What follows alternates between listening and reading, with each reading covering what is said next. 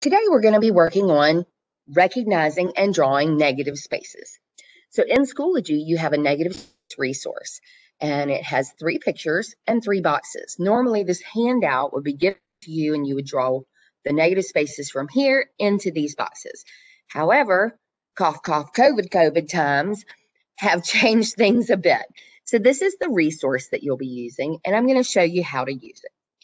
So first of all, we need to recognize that in this particular picture, the negative spaces are white. Negative spaces are anything that you cannot touch.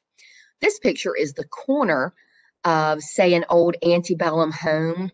This is kind of the fretwork. It could be iron, it could be wood, but this is kind of the fretwork on the corner of an old antebellum home.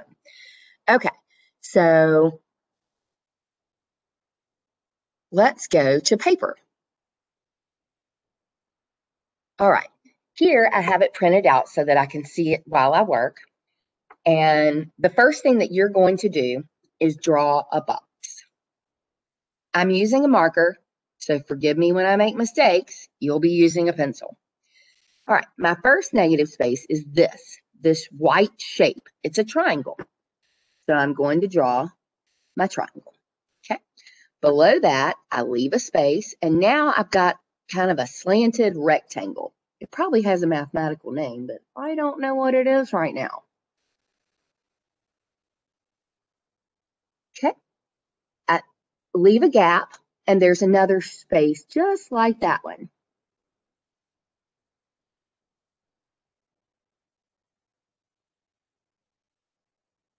Next, I have this triangle shape, but it doesn't go all the way to the line.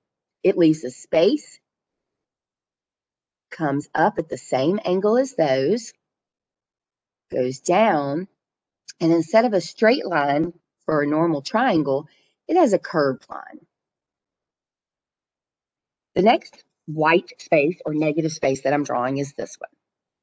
Also leaves a gap, has a slight curve, goes down with more of a curve. The next one is this one, and it's like a squished rectangle. So starts here, comes over to here, goes down like so, over like so, and then squishes again, almost like an apple core. All right. Moving down, I leave another gap, and this time it curves out and down, making the bottom of my box. I have another elongated triangle that starts about here, comes down, and finishes about here. Okay. Just a reminder, I'm drawing the white spaces, I'm not drawing the black, I'm drawing the white shapes. Okay, so now we leave a gap. This one is a little bit higher than the other. Also has an angle, but this angle is going the opposite direction.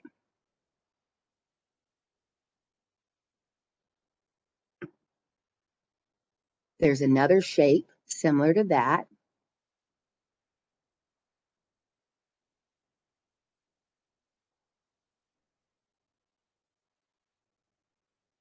And above it, there's a big triangle up here. I'm not ready to finish off that triangle though, so I'm going to leave that kind of open-ended right now. Then there's another slanted rectangle, like so. One more here, and that'll finish off the edge of my box. And that also finishes off that one. Okay, so as you can see, we're drawing the negative spaces, which again are the white spaces. When we are done with all of these, we will come back in and fill the negative space with pencil, or in my case, marker. So I'm going to do just the opposite of what I'm looking at on the handout, and so forth and so on. Okay, I want to show you one more thing. On this guy, if you remember, negative spaces are anything you can't touch. Not always just the white space. He has white in him, but if he was live and in person with us, we could touch that white. So his negative spaces are actually these around him and in between his legs.